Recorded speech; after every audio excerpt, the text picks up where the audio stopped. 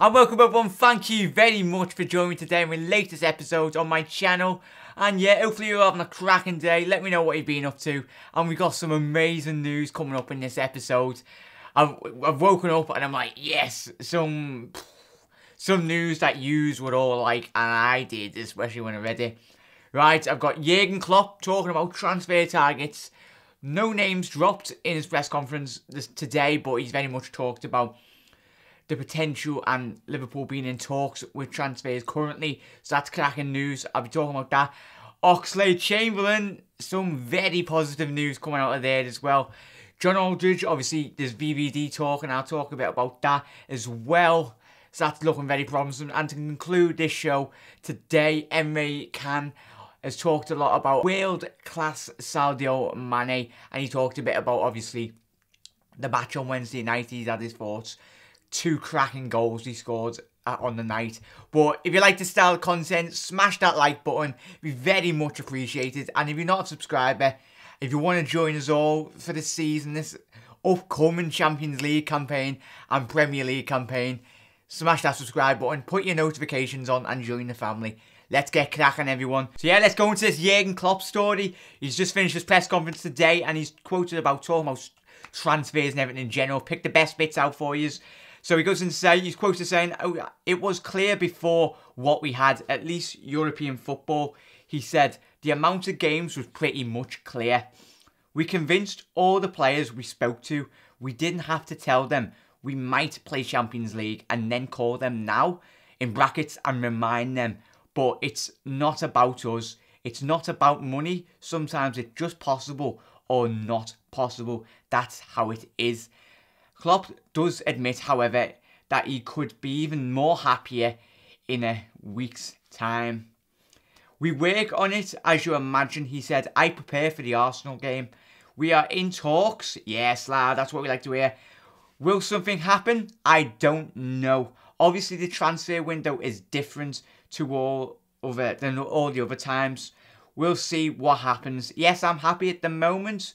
Will I be happy on the 31st still? I'm not sure. Will I be more happy? Possibly." Yes, Jurgen. And he concludes, "Until the 31st, that's how the business is. A lot of things are possible in and out. If the transfer window closed tomorrow, I'm happy with it. That's how it is." So that's just a small section of, obviously, the press conference. I've left the article in the description as well. So cracking pre-match build-up and interview from Jurgen. He talked about, obviously, as he's just said, Liverpool are still in talks for players. And I think one of them is, obviously, the Oxlade-Chamberlain. I'll talk a bit about that in a very small second. But let me know your thoughts on what Klopp's had to say there.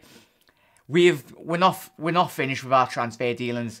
And with, obviously, Y.N.W.A or whoever, he's come out the last couple of weeks, Jurgen, and he said, and he keeps on reiterating the 31st. I think the 31st will be a huge day for Liverpool in the transfer market. Mark my words. I hope it is, and I've got a huge feeling, because deals have obviously not been done as quick as we wanted, but I think it's just a matter of time before everything falls into place. Obviously, I think players, and as we've all mentioned in the comment section, a lot of us, players were waiting for us to qualify. As Jurgen's just said then, the players that he has spoken to, he said that wasn't the issue, but I really do think, but let me know your thoughts, I really do think that has very much speeded up the process of, obviously, us signing transfer targets. And yeah, let me know your thoughts on that. As always, the description's down below. And the next one, Alex Oxlade-Chamberlain. This news broke last night. It was very exciting. He is rumoured to have rejected Arsenal's new contract of I think it was around 180 grand a week, obviously. And Liverpool and Arsenal have been chasing him all summer. And literally, as pull it out, I've left a link, and it's been put every single way on every single site on the internet. This news broke last night, but Arsenal to tell Alex Oxlade-Chamberlain if he can leave after he turns down new deal. Chelsea and Liverpool look set to battle it out to sign Alex Oxlade-Chamberlain after he turned down a new 180k a week deal at Arsenal, according to Sky sources and numerous other sources. out there. Arsene Wenger held talks with the Arsenal midfielder on Thursday in a final attempt to persuade him to stay at the Emirates. Sky Sports understands Wenger will tell the player and his representatives in the next 24 hours whether he will allow him to leave before the window closes next week or let him see out his final year at the club. Let me know your thoughts on that. That is exciting.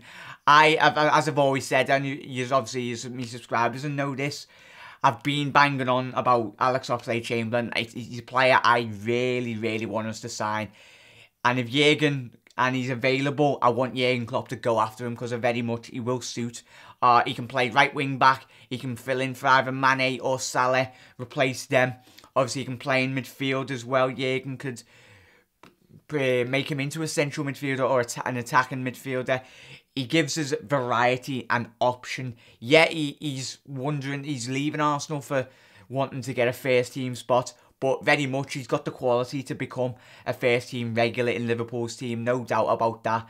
But let me know your thoughts. If you're excited to see the potential of Alex Oxlade-Chamberlain, smash that like button if you want Alex to join. But I'm buzzing, and I hopefully come the end of the window, Alex Oxlade-Chamberlain is in a red shirt. And he's obviously a Liverpool fan as well. So that'd be absolutely amazing to see Alex at Liverpool Football Club come the end of the window.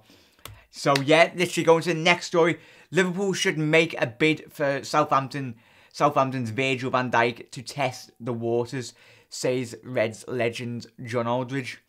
Goes on to say, in an ideal world, the deal to get Virgil van Dijk out of Southampton could be revived, and their signing of Dutch international defender Wesley Hoet, I've completely butchered that, sorry lad, suggests they may be covering themselves in case their on-strike centre-back leaves.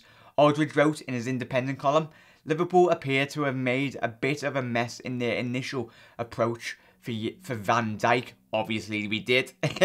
With their apology to Southampton for speaking to the player without permission, appearing to have soured relations between the two clubs. Yet there comes a point when a player who, in case, has too much disrespect towards the club, too many problems that the club needs to be removed, and with Virgil van Dijk making it clear he wants to leave, there may be room to strike a deal if a buying club pays over the odds. John's completely right there. As we've all said, and we really do as Liverpool football fans, we've seen Virgil van Dijk's quality, and as I've said on most of my videos, and all you have commented on the comment section over the last couple of months whilst the window's been open. John talks about there, it's about keeping a player at a club if he's going to be unhappy. Yeah, we've got that with Felipe Coutinho, but until Phil actually publicly comes out and says that he's not happy.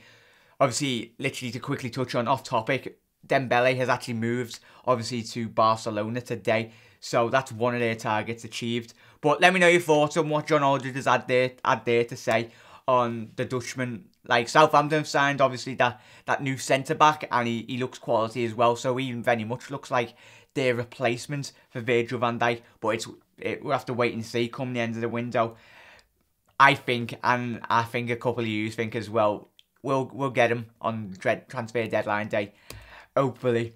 So, literally, to conclude on the last story, everyone, Emre and what it's like to play with world-class Sadio Mane. Saudi is a world-class player, Can added. He has so many qualities. He's a very strong player. He's a very quick player. He's always scoring goals and creating chances for the team. He's also a really good guy. His performances against Hoffenheim was brilliant. I'm very happy to have him as a teammate. You could say he's made a big step forward during his time here. Obviously, Canon's quote is saying on relation to the front three for Mane, Salah and Bobby, wreaked havoc.